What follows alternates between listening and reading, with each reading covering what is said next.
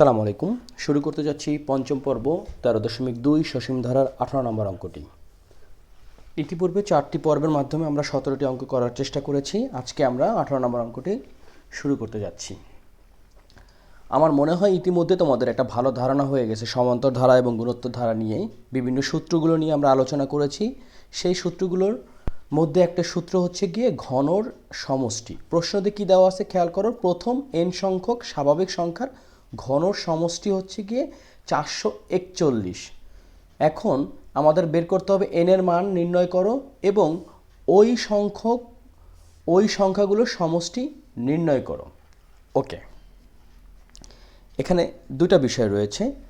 এক নাম্বার হচ্ছে গিয়ে যে ঘনর সমষ্টি 441, তাহলে n এর মান নির্ণয় করো, মানে প্রথম n সংখ্যক স্বাভাবিক সংখ্যা। এটা গেল একটা। আর একটা হচ্ছে গিয়ে ওই সংখ্যাগুলোর সমষ্টি নির্ণয় করো। তো অঙ্কটা যদি আমরা করতে যাই তাহলে আমাদেরকে যে জিনিসটা দেখতে হবে যে প্রথম ব্যাপার হলো গিয়ে যে আমাদেরকে জানতে হবে যে ঘনর সমষ্টি সূত্রটা কি। তো প্রথমে যদি আমরা লিখি এইভাবে, আমরা জানি যে n সংখ্যক স্বাভাবিক সংখ্যার n সংখ্যক স্বাভাবিক সংখ্যার ঘন সমষ্টি সেটা কি?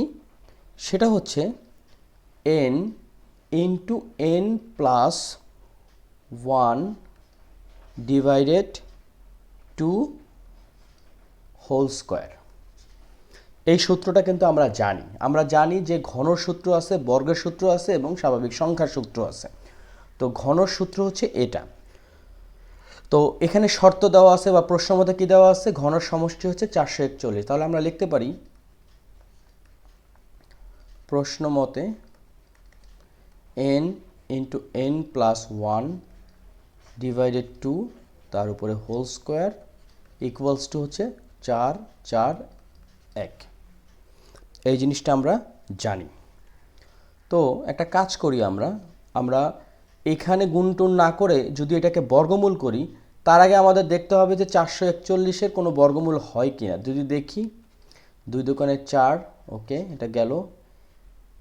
নিয়ম অনুযায়ী এখানে 2 দোকানে 4, এখানে এই যে 4 নামলো আর 1 নামলো, এমন একটা সংখ্যা নিতে হবে যেটার গুণ করলে এটার থেকে কম হবে বা সমান হবে। তো যদি 1 নেই তাহলে 1 দ্বারা 1কে গুণ করলে 1 আর 1 দ্বারা 4কে গুণ করলে 4, অর্থাৎ 0, অর্থাৎ এখানে হচ্ছে 21।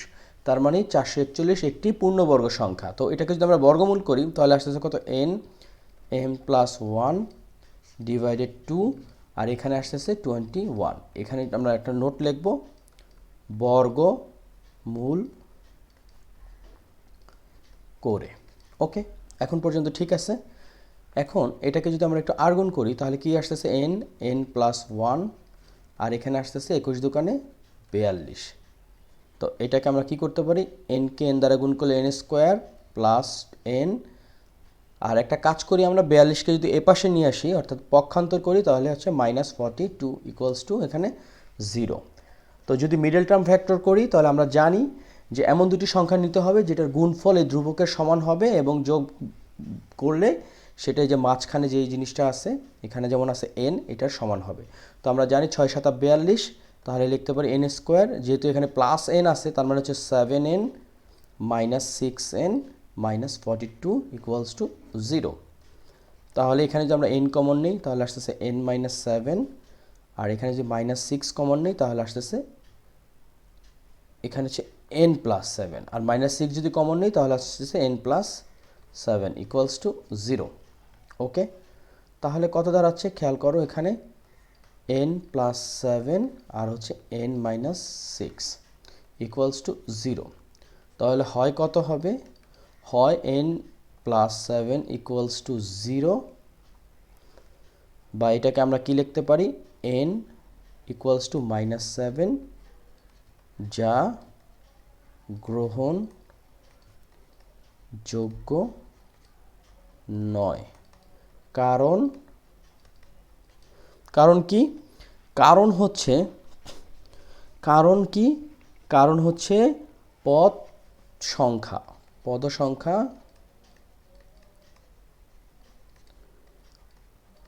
ঋণাত্মক হতে পারে না।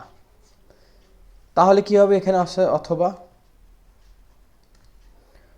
n - 6 = 0 বা n সমান হচ্ছে 6। খেয়াল করো প্রথম প্রশ্নটা কি হয়েছে, n এর মান নির্ণয় করো, অর্থাৎ এখানে ঘন সমষ্টি হচ্ছে 441। তো সুতরাং n সমান হচ্ছে 6। এখন আরেকটা প্রশ্ন হচ্ছে গিয়ে যে ওই সংখ্যাগুলোর সমষ্টি নির্ণয় করো। এখানে তো আমরা বের করছি যে ঘন সমষ্টি 441, সেটা হচ্ছে কি n সংখ্যক পদের। তো তাহলে আমরা যদি স্বাভাবিক সংখ্যার সমষ্টি নির্ণয় করি, আমরা জানি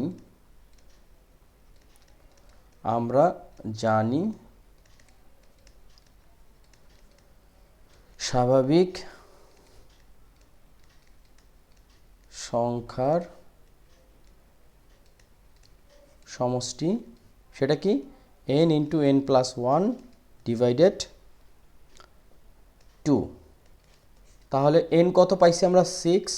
তাহলে 6 প্লাস এখানে 1 ডিভাইডেড 2, 6 × 7 ডিভাইডেড 2, 6 × 7 = 42 ডিভাইডেড 2 মানে অথবা 3 দোকানে 6, 3 × 7 = 21।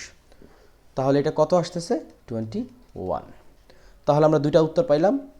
এক নম্বর হচ্ছে গিয়ে উত্তর হচ্ছে কি n সমান 6 এবং সমষ্টি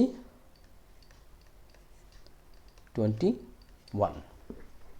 আশা করি তোমরা অঙ্কটি বুঝতে পেরেছো। সহজ একটি অঙ্ক, খুব সহজে আমরা করে ফেললাম। এখানে কিন্তু আমরা দুইটা সূত্র দেখলাম। একটা হচ্ছে গিয়ে ঘন সমষ্টি, যেটা হচ্ছে n × n+1 divided 2 whole square, আর একটা হচ্ছে গিয়ে স্বাভাবিক সংখ্যার সমষ্টি, যেটা হচ্ছে n × n+1 ডিভাইডেড 2।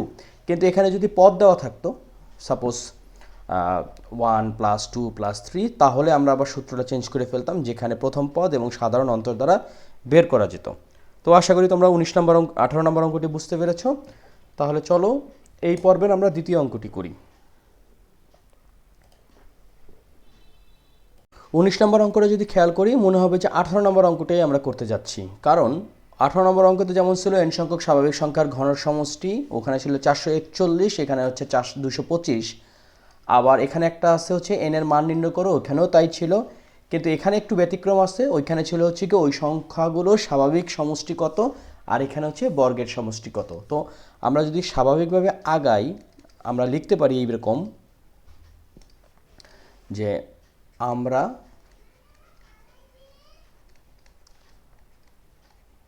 জানি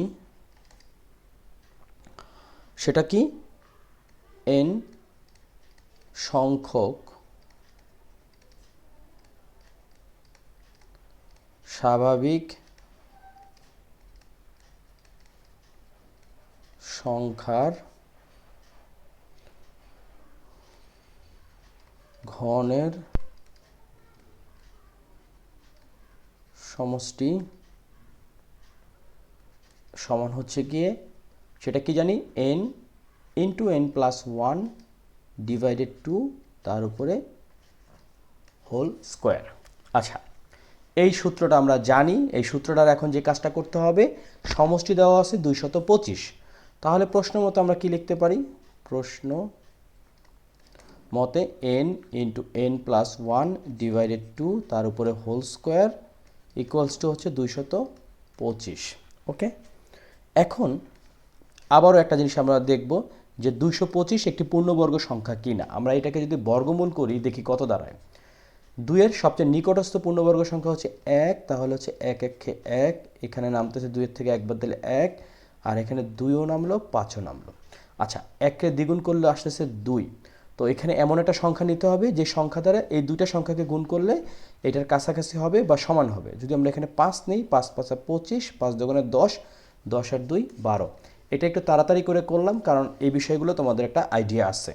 তো তো এটাকে যদি আমরা এখন বর্গমূল করি তাহলে কি দাঁড়াচ্ছে, স্কোয়ারটা চলে যাচ্ছে n into n plus one divided 2, আর এখানে আসতেছে 15। তো একটা নোট লিখে রাখি যে বর্গমূল করে। ওকে, এখন একটু আর্গন যদি করি তাহলে কি আসতেছে, এখানে আসতেছে n স্কোয়ার প্লাস n, আর এখানে 15 দোকানে 30। তো 30কে যদি আমরা পক্ষান্তর করি তাহলে কি আসতেছে, n square plus n minus 30 equals to 0। এই জিনিসগুলো খুব একটা বোঝানোর কিছু নাই, যে কারণে আমি টানা করে যাচ্ছি। 30কে যদি আমরা, এটা একটা মিডল টার্ম ফ্যাক্টর হতে যাচ্ছে, তো 30কে যদি আমরা বিশ্লেষণ করি এমন দুইটা সংখ্যা দ্বারা গুণ করতে হবে যাতে 30 আসে, এবং সেইগুলোকে এবার যোগ করলে জানি n আসে। তো আমরা জানি 5 6 30, তাহলে লিখতে পারি n স্কোয়ার, n যেহেতু প্লাস সাইন আছে তার মানে 6n মাইনাস 5n। খেয়াল করো 6n এর সাথে মাইনাস 5n করলে কিন্তু সেই nই আসতেছে, আর এখানে হচ্ছে মাইনাস 30 ইকুয়ালস টু 0। তো এখানে যদি আমরা n কমন নিই তাহলে n প্লাস 6 মাইনাস 5 যদি কমন নিই তাহলেও আসতেছে n plus 6 equals to 0। n plus 6 যদি কমন নিই, প্লাস 6 যদি কমন নিই তাহলে থাকছে কত, n মাইনাস 5 ইকুয়ালস টু হচ্ছে 0। ওকে, তাহলে হয় এখানে আমরা লিখতে পারি n প্লাস 6 ইকুয়ালস টু 0, বা n ইকুয়ালস টু মাইনাস 6। এটা কি, এটি গ্রহণযোগ্য নয়, কারণ পদ ঋণাত্মক হতে পারে না। ওকে, এটা গেল একটা। অথবার ক্ষেত্রে আমরা কি লিখতে পারি, n মাইনাস 5 ইকুয়ালস টু 0, বা n সমান হচ্ছে 5। তাহলে আমরা কত পেয়ে গেলাম, n সমান 5। একটা প্রশ্নের উত্তর কিন্তু আমাদের হয়ে গেল। এই যে n এর মান কত, এটা হচ্ছে 5। ওই সংখ্যাগুলোর বর্গ সমষ্টি কত, আমরা জানি বর্গ সমষ্টির ক্ষেত্রে আমরা জানি n সংখ্যক পদের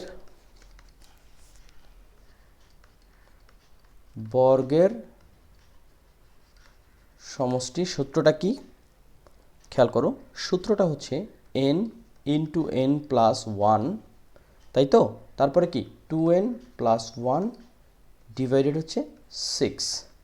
তো n একটু আগে আমরা কত পাইলাম, 5, তাহলে লিখি 5, আবারও 5 যোগ 1, এখানে 2 ইন্টু 5 প্লাস 1, আর নিচে কত ডিভাইডেড 6।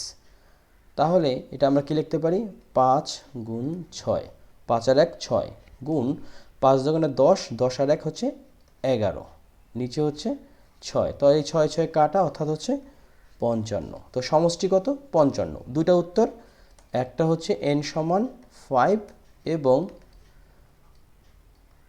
সমষ্টি সেটা হচ্ছে 55। তো খুব সহজে আমরা অঙ্কটা করে ফেললাম। এই সংখ্যাগুলোর বর্গ সমষ্টি হচ্ছে 55। তো 19 নম্বর অঙ্কটি শেষ। এই অঙ্কগুলো সহজ, যদি তোমাদের একটা আইডিয়া থাকে খুব সহজেই কিন্তু তোমরা অঙ্কগুলো করে ফেলতে পারবা। এখন চলো আমরা 20 নম্বর অঙ্কটা করি।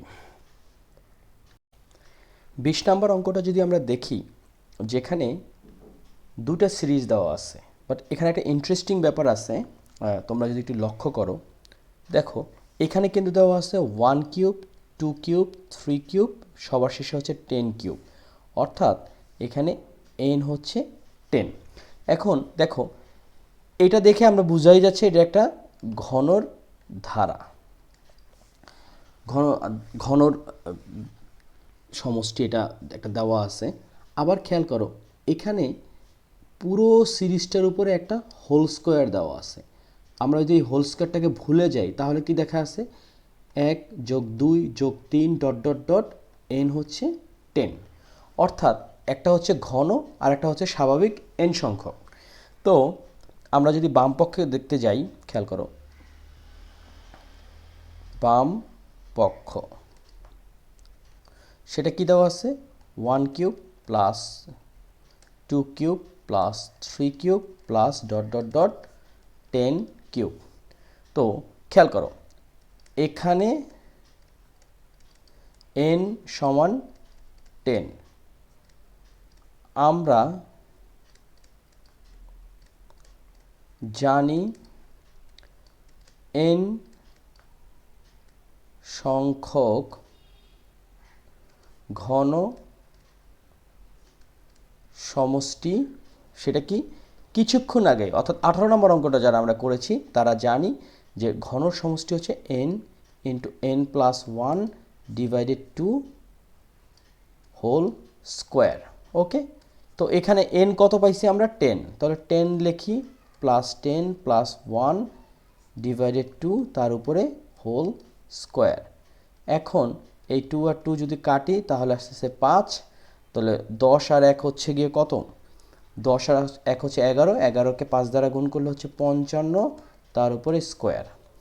আচ্ছা, এই 55 স্কোয়ার মানটা আমরা বসাই, কত দাঁড়াচ্ছে, 55কে যদি আমরা স্কোয়ার করি এবং আমাদের যেহেতু ক্যালকুলেটরের সহায়তা নেওয়ার সুযোগ আছে, তাহলে আমরা যেটা দেখতে পাচ্ছি কত, সেটা 5 5 গুণ 5 5 অর্থাৎ 3225, 3025। এখন আমাদেরকে দেখতে হবে ডান পক্ষে এই মানটা আসে কিনা। ডান পক্ষ কি দেওয়া আছে এখানে, 1 plus 2 plus 3 plus dot dot dot plus 10 তার উপরে স্কোয়ার। আচ্ছা, এখন আমরা এই স্কোয়ারটাকে যদি ভুলে যাই, এখানে n সমান হচ্ছে 10, আমরা জানি n সংখ্যক পদের সমষ্টি, সেটা কি n into n plus 1 divided 2, তাই তো। তাহলে এখানে n কত, n হচ্ছে 10, এখানে 10 যোগ 1 ডিভাইডেড 2 অর্থাৎ হচ্ছে এটা কাটা আসতেছে কত 5, আর এখানে 11, 5 11 55, অর্থাৎ খেয়াল করো এইটুকু, এই স্কোয়ারটা যদি বাদ দেই এইটুকুতে আমরা পেলাম কত 55। তাহলে সুতরাং n plus 2 plus 3 plus dot dot dot plus 10 তার উপরে হচ্ছে স্কোয়ার সমান হচ্ছে 55। এই যে এখানে দেখো n সংখ্যক পদের সমষ্টি অর্থাৎ 1 যোগ 2 যোগ 3 যোগ ডট ডট ডট যোগ 10 সমান আমরা কত পাইছি 55। তো এটার উপরে যখন স্কোয়ার হবে তখন 55-এর উপরে স্কোয়ার হবে, তাহলে কত আসতেছে, একটু আগে আমরা দেখলাম 55 স্কোয়ার মানে 3025। খেয়াল করো ডান পক্ষ এবং বাম পক্ষ একই জিনিস হলো, তাহলে বাম পক্ষ সমান ডান পক্ষ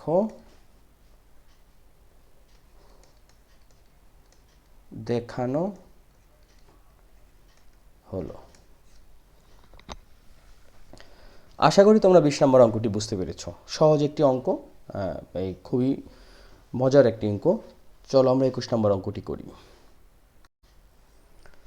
খেয়াল করো 21 নম্বর অঙ্কটি যদি আমরা দেখি, যেখানে দেওয়া আছে 1 cube plus 2 cube plus 3 cube plus dot dot dot plus n cube divided 1 plus 2 plus 3 plus dot dot dot plus n equals to 200, যদি হয় তাহলে n এর মান নির্ণয় করো। তাহলে আমরা লিখতে পারি এখন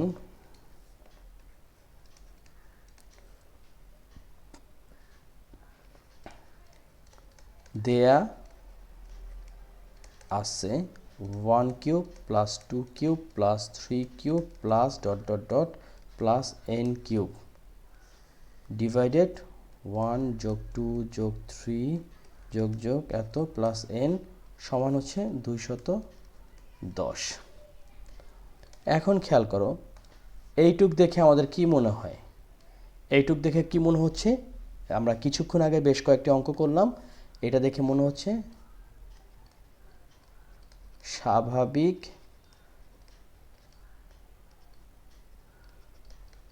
সংখ্যার ঘন, তাই না। এই ঘনর একটা সমষ্টি আমরা কিন্তু বের করছিলাম, তো সেক্ষেত্রে এটার পরিবর্তে আমরা এখন কি লিখতে পারি দেখো, ঘন সমষ্টিটা কি আমরা জানি, n into n plus one divided two তার উপরে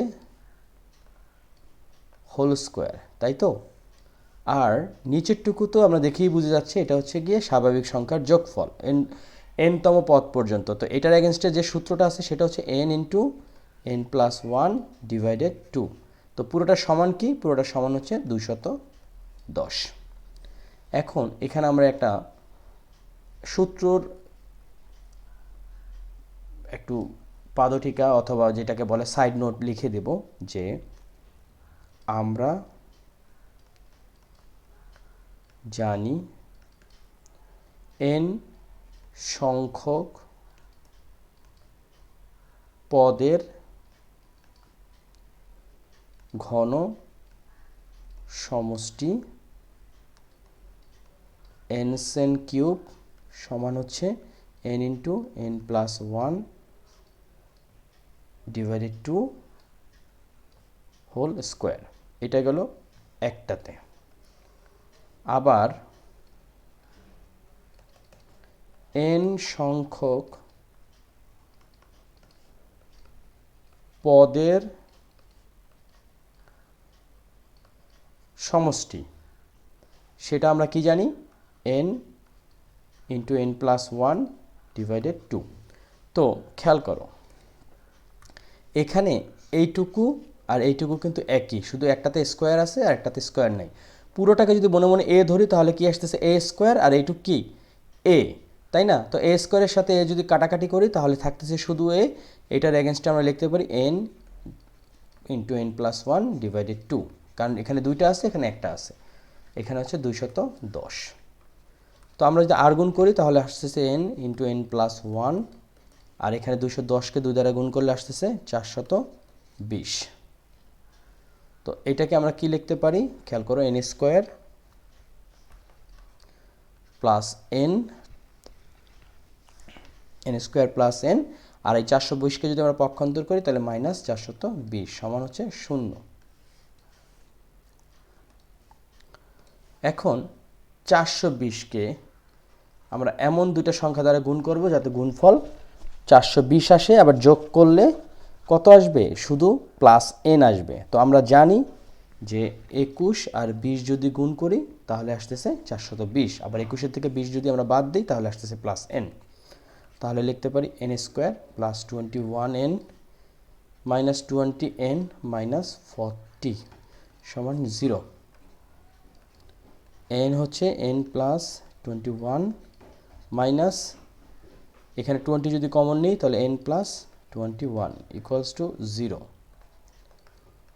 n plus 21 n minus 20 equals to 0 হয়, সেক্ষেত্রে কি n প্লাস 21 সমান 0 বা n সমান মাইনাস 21, এটি গ্রহণযোগ্য নয়, কারণ পদ সংখ্যা ঋণাত্মক হতে পারে না। আর এখানে কি আছে, অথবা n মাইনাস 20 সমান হচ্ছে n সমান 20। তো প্রশ্নে কি চাইছে, n এর মান কত, n এর মান হচ্ছে 20। সহজে আমরা কিন্তু অঙ্কটি করে ফেললাম।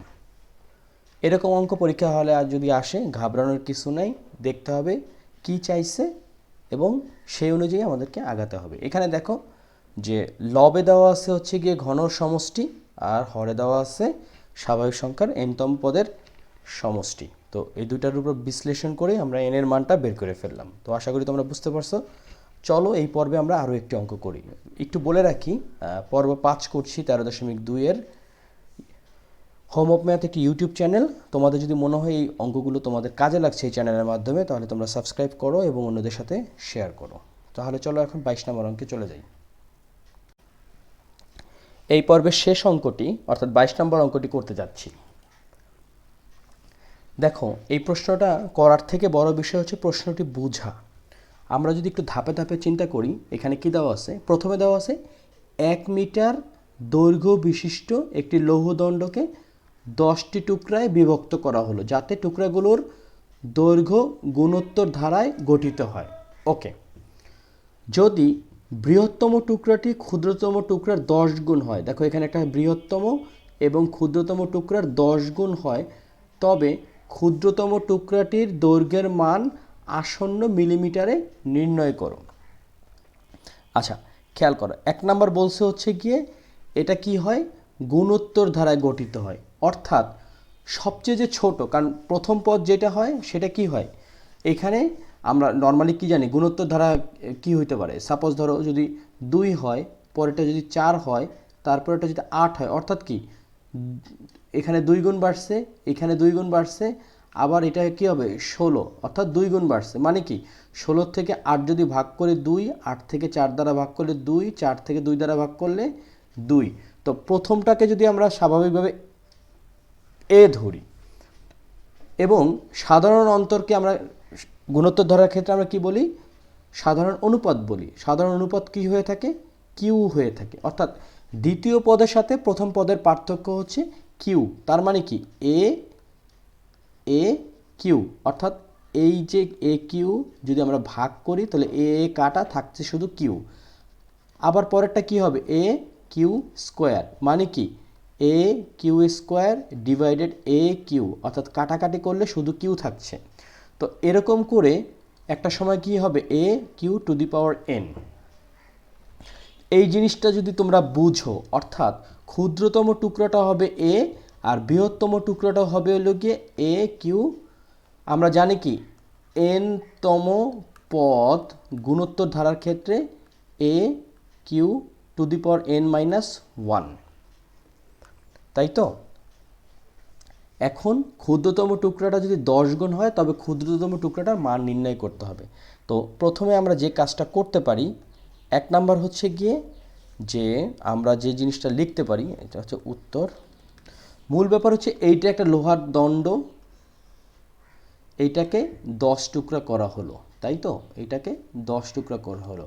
এইটার দৈর্ঘ্য হচ্ছে 1 মিটার। তো এখানে এইটুক যদি টুকরা করি, সাপোজ এইটা যদি 2 মিলিমিটার হয়, তাহলে পরেরটা হবে 4 মিলিমিটার, তারপরেরটা হবে 8 মিলিমিটার। বাট এখানে শর্ত হচ্ছে গিয়ে সবচেয়ে বড় যে মানে সবার শেষের যেটা হবে সেটার সাথে এইটার হবে কি 10 গুণ। অর্থাৎ এটা যদি 2 হয় তাহলে এটা হবে 20, এটা যদি 4 হয় তাহলে এটা হবে 40, এটা যদি 100 হয় তাহলে এটা হবে কত? 400। কিন্তু যোগফল কত হতে হবে? যোগফল হতে হবে হচ্ছে গিয়ে 1 মিটার বা 1000 মিলিমিটার। তো এইভাবে যদি আমরা একটু বুঝে শুনে করি, তো প্রথমে যে জিনিসটা আমাদের করতে হবে যে আমরা যদি এইভাবে লিখি উত্তর,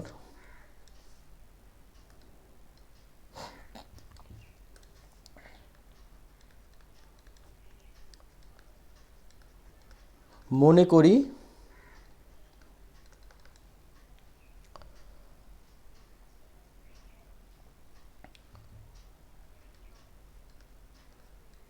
লোহাটির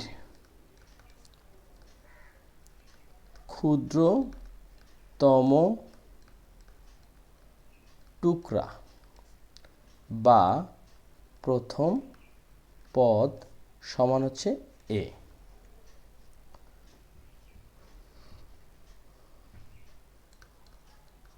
টুকরোগুলোর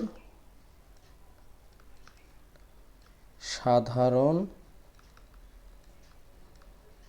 অনুপাত কত? সেটা আর। টুকরো সংখ্যা বা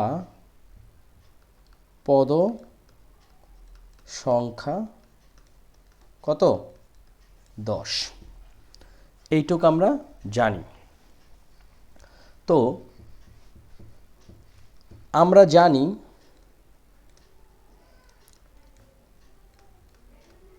আমরা জানি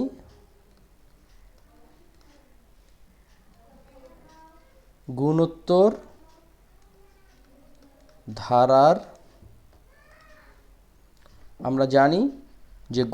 ধারার n-তম পদ সমান হচ্ছে a into r to the power n-1।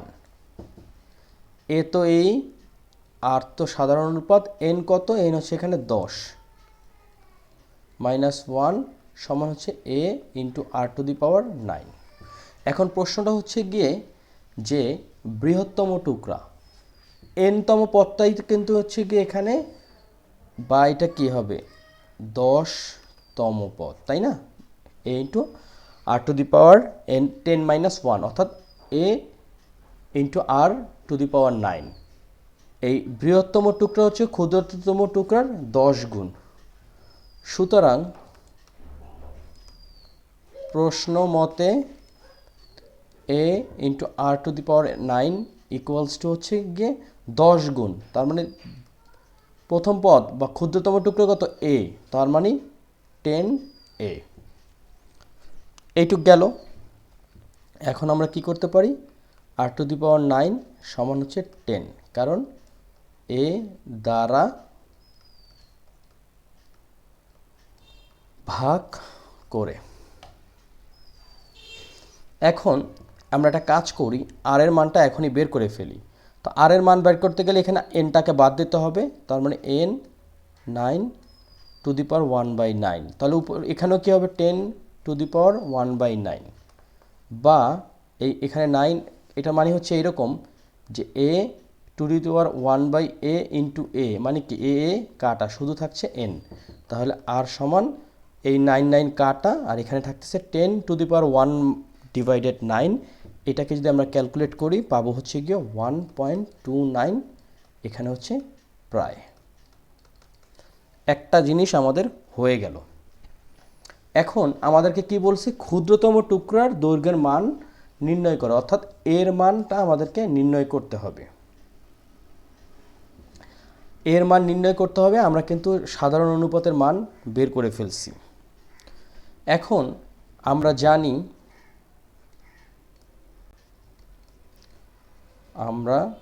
জানি গুণোত্তর ধারার n-তম পদ সমষ্টি কত? সেটা গুণোত্তর ধারার n-তম পদ সমষ্টি a into r to the power n-1 divided r-1। এটা কেন? যেহেতু r হচ্ছে একের থেকে বড়। দেখো আমরা কিন্তু এখানে যে মানটা বের করে রাখছিলাম, এই যে এখানে এই যে r সমান 1.29, তার মানে কি 1.29 মানে কি একের থেকে বড়। ওকে, তাহলে আবারও প্রশ্ন মতে খেয়াল করো, এখানে 1 মিটার দৈর্ঘ্য বিশিষ্ট, অর্থাৎ 10টা টুকরা করি বা 37টা টুকরা করি, যাই করি না কেন, সেটার দৈর্ঘ্য কত? 1 মিটার। তাহলে আমরা লিখতে পারি প্রশ্ন মতে a into r to the power n-1 divided r-1 equals to 1 metre বা 1000 মিলিমিটার। সাইড নোট লিখলাম, দেয়া আছে লোহার দৈর্ঘ্য 1 মিটার। ওকে, এখন খেয়াল করো, আমাদের বের করতে হবে হচ্ছে কিসের মান? আমাদেরকে বের করতে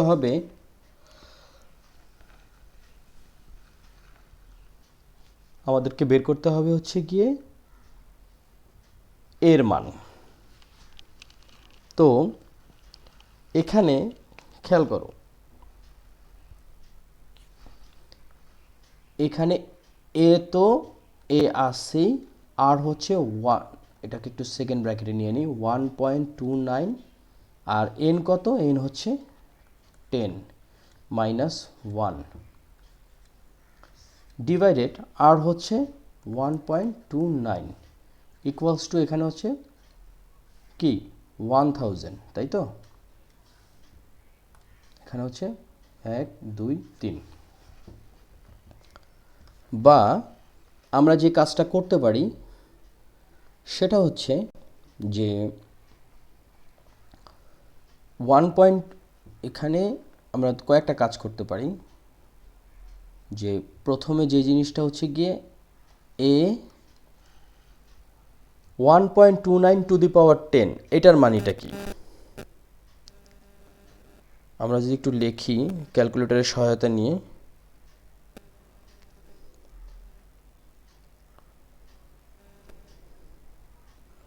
1.29 টু দি পাওয়ার 10, অর্থাৎ এটাকে আমরা লিখতে পারি 12.2 সংখ্যা পর্যন্ত নিলাম 76, আর এখানে হচ্ছে -1। ওকে, সমান এই 1000কে আমরা একটা কাজ করতে পারি 1.29 ইন্টু হচ্ছে 1000, অর্থাৎ 1200 কত এটা,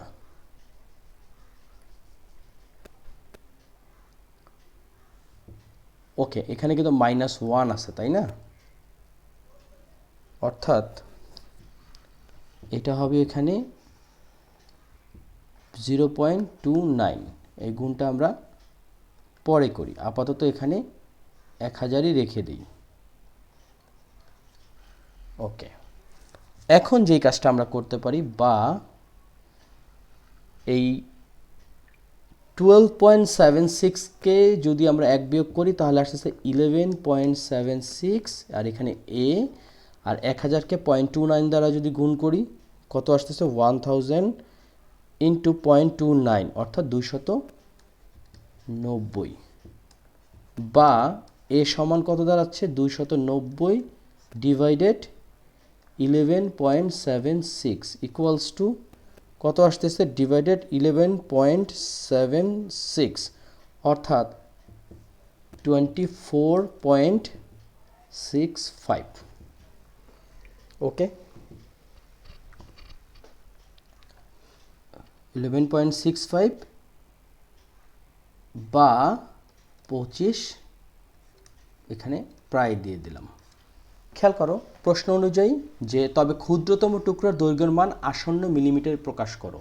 তো এটা হচ্ছে গিয়ে ক্ষুদ্রতম বা এ সমান হচ্ছে 25 মিলিমিটার। তাহলে কি দাঁড়াচ্ছে খেয়াল করো, প্রথম টুকরা যদি 25 হয় পরের টুকরা কত হবে, তো পরের টুকরা 25-এর সাথে এখানে এ ইন্টু হচ্ছে কি, এ ইন্টু হচ্ছে কিউ, বা এ ইন্টু হচ্ছে আর, আর কত, আর হচ্ছে 1.29। তাহলে খেয়াল করো আমরা যদি অঙ্কটা যদি এইভাবে করি যে ইন্টু 1.29, পরেরটা হবে কত 31.81, ওকে, ইন্টু 1.29, এরপরেরটা আবার বাড়বে। এরকম করতে করতে দেখা যাবে যে যে সংখ্যাটা আসতেছে টোটাল যোগ করলে 1000 মিলিমিটার হচ্ছে। তো আমরা এর মান পেয়ে গেলাম, সেটা হচ্ছে গিয়ে 25 মিলিমিটার, এখানে 25 মিলিমিটার, আর একটা এম দিয়ে দিলাম। তো আমার মনে হয় তোমরা অঙ্কটা বুঝতে পেরেছো। অঙ্কটার মূল বিষয় হচ্ছে গিয়ে 10টি টুকরা দেওয়া আছে যেটার যোগফল হচ্ছে গিয়ে 1 মিটার, এবং এই টুকরাগুলোর দৈর্ঘ্য গুণোত্তর ধারায়। গুণোত্তর ধারা বলতে এখন মূল ব্যাপারটা কি খেয়াল করো, প্রথম টুকরা যদি এ হয় পরের টুকরা হবে এ আর, পরের টুকরা হবে হচ্ছে কি এ আর স্কোয়ার, তারপর এটা কি হবে এ আর কিউব, কারণ এটার সাথে এটা যদি আমরা যদি ডিভাইড করি এ কাটা শুধু আর থাকতেছে, এটার সাথে এটা যদি ডিভাইড করি তাহলে এ আর কাটাকাটি যাওয়ার পরে শুধু আর থাকতেছে। আবার পরেটা যদি এটার সাথে ডিভাইডেড করি তাহলে এ আর কিউবের সাথে এ আর স্কোয়ার কাটাকাটি করলে শুধু আর থাকতেছে। তো যাই হোক, এখন এটা হলো গুণোত্তর ধারা গঠন করলো। বৃহত্তম টুকরা ক্ষুদ্রতম টুকরার 10 গুণ। তো বৃহত্তম টুকরাটা ক্ষুদ্রতম টুকরার 10 গুণ, এর মানে কি ক্ষুদ্রতম টুকরা যদি এ সমান 25 হয় তাহলে বৃহত্তম টুকরা কত হবে, বৃহত্তম টুকরাটা কি এ আর টু দি পাওয়ার 9 সমান হবে হচ্ছে 25 ইন্টু 10 অর্থাৎ 250 মিলিমিটার। পরীক্ষায় যদি ক্ষুদ্রতম টুকরার মানের সাথে যদি বৃহত্তম টুকরার মানটাও জানতে চায় আমরা কিন্তু এটা বের করে ফেলতে পারবো। অর্থাৎ ক্ষুদ্রতম টুকরা যদি 25 মিলিমিটার হয় তাহলে বৃহত্তম টুকরাটি হবে 250 মিলিমিটার। পরীক্ষায় দুটাই আসতে পারে যে তবে ক্ষুদ্রতম ও বৃহত্তম টুকরাটির দৈর্ঘ্যের মান বের করো। তো আমরা এইভাবে বের করে ফেলতে পারবো। আশা করি তোমরা অঙ্কটি বুঝতে পেরেছো।